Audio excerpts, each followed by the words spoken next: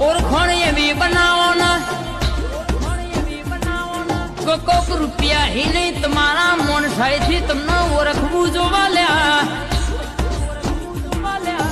જો તમારી હાજરી ના હોય તો તમારી ગેરહાજરીની વાતો થવી જોવા લ્યા. નકયા તો સ્વાર્થેલી દુનિયા છે. ગરજ હશે તો તમારા માટે કે સર્ચિંગ કરીને ગૂગલમાં હોદશે લ્યા.